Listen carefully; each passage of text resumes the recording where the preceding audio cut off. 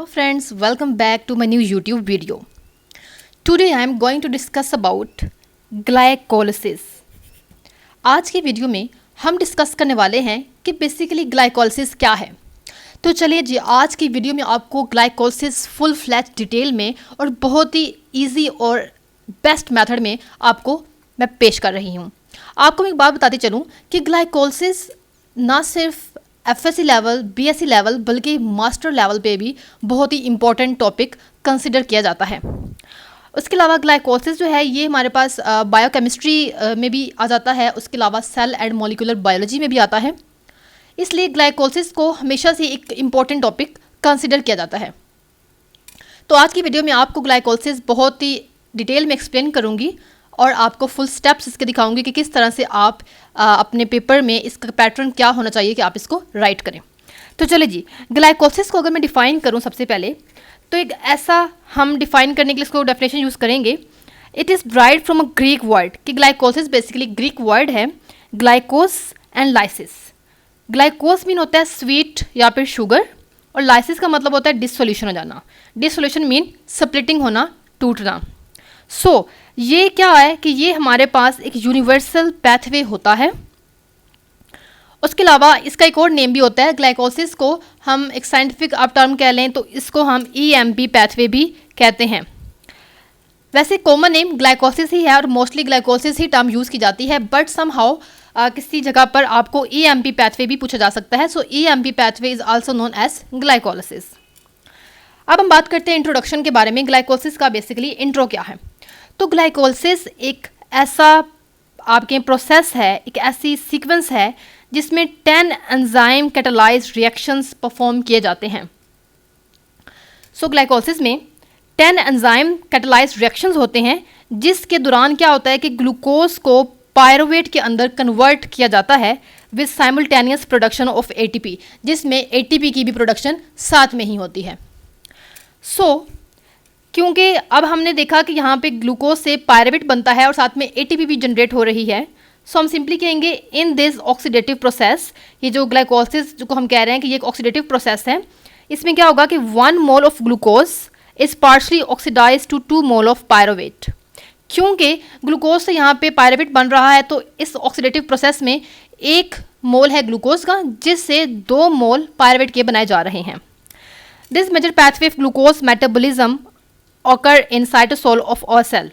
अच्छा जी, फिर यहाँ इंपॉर्टेंट क्वेश्चन आता है कि ग्लाइकोलिसिस कहाँ परफॉर्म किया जाता है, सेल के किस पार्ट में ग्लाइकोलिसिस परफॉर्म की जा रही होती है? तो ये सेल के साइटोसोल के अंदर परफॉर्म की जाती है। उसके अलावा ये जो पैथवे है, ये जो ग्लाइकोलिसिस है, ये एरोबिकली परफॉर्म की जाती है। एनारोबिकली नहीं होती बल्कि एरोबिकली होती है। एरोबिकली आपको पता है इन द प्रेजेंस ऑफ ऑक्सीजन होती है।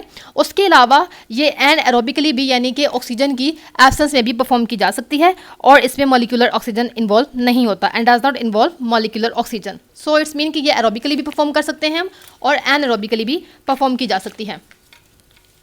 उसके अलावा क्या है कि हमारे पास it also include formation of lactate from pyruvate. इसमें जो है वो लैक्टेट जो है वो पायरुवेट से भी बनाई जा सकती है, यानी कि ग्लूकोज से पहले हमने पायरुवेट बनाया, फिर पायरुवेट से फर्दर हम लैक्टेट की फॉर्मेशन भी कर सकते हैं। उसके अलावा हम बात करेंगे यहाँ पर major pathway of glucose utilization, कि ग्लूकोज को यूटिलाइज करने के लिए मेजर पैथवे क्या होता है। तो आप देखिए यहाँ पे आपको नज़र आ रहा होगा ग्लूकोज।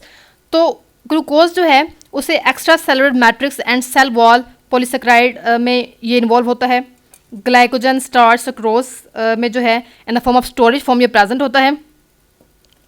उसके अलावा जो है वो पायरुवेट में कन्वर्ट किया जाता है ग्लाइकोलिसिस प्रोसेस के थ्रू, यानी कि ऑक्सीडेटिव रिएक्शन के through.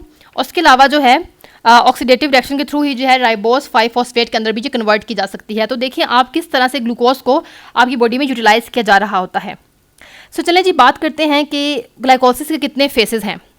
Glycolysis lead to breakdown of 6 carbon glucose into 2 molecule of 3 carbon pyruvate with enzyme catalyzed reaction.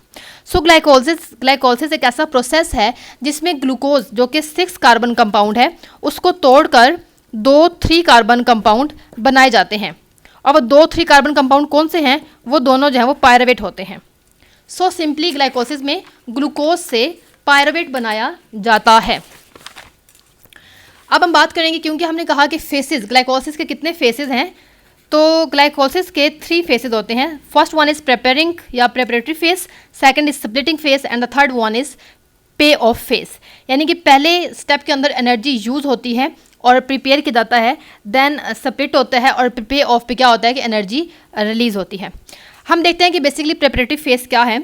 तो प्रेपरेटरी फेस टोटल हमारे पास जो ग्लाइकोलिसिस है वो 10 स्टेप रिएक्शन होता है, जिसमें से जो फर्स्ट 5 स्टेप्स हैं ग्लाइकोलिसिस के, उसमें क्या होता है the glucose is enzymatically phosphorylated, कि ग्लूकोज को फॉस्फोराइलेट किया जाता है बाय एटीपी, एटीपी को यूज़ करके, ताकि क्या बनाया जा सके 1,6 बिसफॉस्फेट बनाया जाता है। तो पहले 5 स्टेप के अंदर एटीपी को यूज़ करते हुए ग्लूकोज की फॉस्फोराइलेशन होती है और हमारे पास 1,6 बिसफॉस्फेट बनाया जाता है। वो जो फ्रक्टोज 1,6 बिसफॉस्फेट है उसको फिर स्प्लिटिंग फेस के अंदर, ठीक है, यहाँ पे आप देखें तो ये हमारे पास स्प्लिटिंग फेस है बेसिकली ये वाला, जिसमें 1,6 बिसफॉस्फेट को तोड़कर 2 मॉलिक्यूल्स बनाए जाते हैं। क्योंकि ये 6 कार्बन था तो ये 3 कार्बन कंटेनिंग ग्लाइसरल्डिहाइड 3 फॉस्फेट और डाईहाइड्रोक्सी एसीटोन फॉस्फेट, ये दोनों बनाए जाते हैं। इन दोनों की क्योंकि इंटरकन्वर्जन पॉसिबल होती है। Thus the first phase result in cleavage of hexose chain. इसलिए क्या होता है कि जो फर्स्ट फेज है इसके अंदर क्या होता है कि हेक्सोस चेंज होती है, उसकी क्लीवेज की जाती है। उसके अलावा ये जो क्लीवेज है ये ऐसे ही नहीं हो जाती, बल्कि इसको एटीपी की रिक्वायरमेंट होती है, तो इसके अंदर 2 एटीपी मॉलिक्यूल यूज़ होते हैं ताकि स्प्लिटिंग की जा सके। आप यहाँ देखेंगे ग्लूकोज, ये फर्स्ट स्टेप है हमारे पास, जिसमें ग्लूकोज को फॉस्फोराइलेट किया गया है और ग्लूकोज 6 फॉस्फेट बनाया गया है, जिसमें आपको एटीपी आपने यूज़ किया है इन the presence of enzyme hexokinase. ये हमारे पास फर्स्ट स्टेप था। देन आप देखें ये पहला प्रेपरेटरी फेस में आपको दिखा रही हूँ। सेकंड स्टेप में क्या होता है कि फिर से जो है एक एंजाइम फोस्फो हेक्सोज आइसोमरेज की प्रेजेंस में फ्रक्टोज 6 फॉस्फेट बनाया गया जो उसी का आइसोमर है।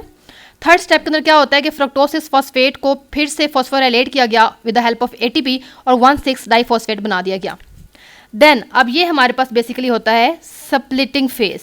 स्प्लिटिंग फेस में 1,6 डाईफॉस्फेट को इन the presence of enzyme Eldhose तोड़कर 2 3 कार्बन कंपाउंड बनाए जाते हैं। The first one is dihydroxy acetone 3 phosphate and the second one is glyceraldehyde 3 phosphate. ये दोनों जो कंपाउंड हैं 3 कार्बन कंपाउंड हैं, ये एक दूसरे के इंटर कन्वर्टेबल हैं, इन दोनों के दूसरे में कन्वर्ट किया जा सकता है और रिएक्शन आगे प्रोसीड किया जाता है। सेकंड आप देखें हमारे पास थर्ड फेस आता है पे ऑफ फेस। पे ऑफ फेस को अगर आप देखें तो ये जो है लास्ट 5 रिएक्शंस जो ग्लाइकोलिसिस के हैं उसको बोलते हैं पे ऑफ फेस। इन फेस में, इस फेस में क्या होता है एटीपी रिलीज होती है, ठीक है।